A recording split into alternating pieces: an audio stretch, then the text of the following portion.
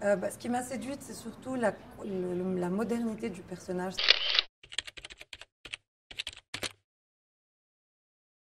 C'est un personnage qui est très moderne, qui représente la femme tunisienne d'aujourd'hui, qui n'est pas forcément la femme tunisienne d'il y a 10 ans ou 15 ans. C'est-à-dire que la femme tunisienne aujourd'hui, c'est des femmes tunisiennes,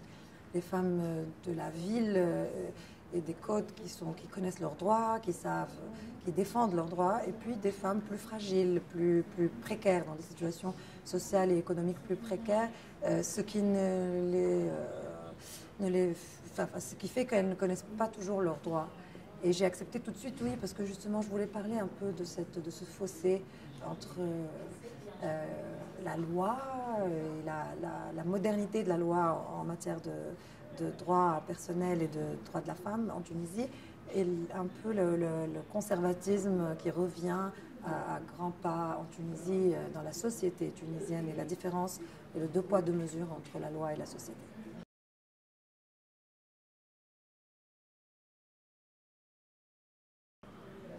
J'ai fait beaucoup de recherches, c'est-à-dire que d'abord, je suis quelqu'un qui observe énormément les gens, et puis des Noura, il y en a partout, dans la rue à Tunis, et je vais souvent à Tunis, et j'ai de la famille, j'ai des femmes dans ma vie qui ressemblent à Noura, et puis le film est aussi inspiré de faits réels, donc il y a eu des personnages, des personnes dont je me suis inspirée directement, que j'ai vues, que j'ai côtoyées, et puis il y a aussi le côté justement construction d'un personnage sur les bases de choses communes entre moi et Nora, c'est-à-dire qu'elle est maman, je suis maman, donc c'est le noyau dur du personnage, et après on a brodé autour de ça.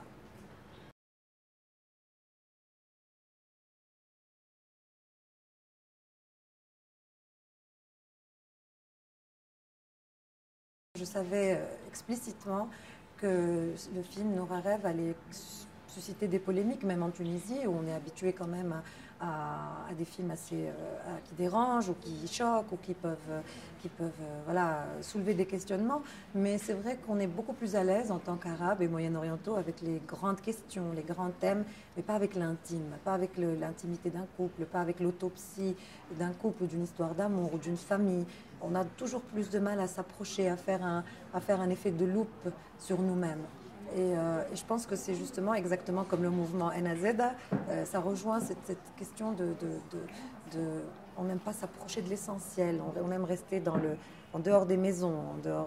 et on aime rester dans les non-dits. Donc c'est la même chose pour moi, c'est d'essayer un peu d'entrer dans l'autopsie de cette société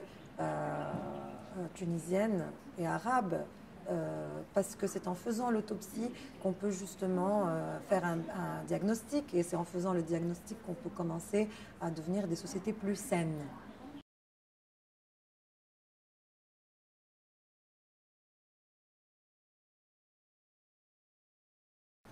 Je soutiens Enazeda parce que je pense que quand les langues se délient, justement, on résout les problèmes. Mais quand on reste dans le secret, dans le non-dit, malheureusement, c'est comme si on mettait la poussière sous le tapis. Et pour moi,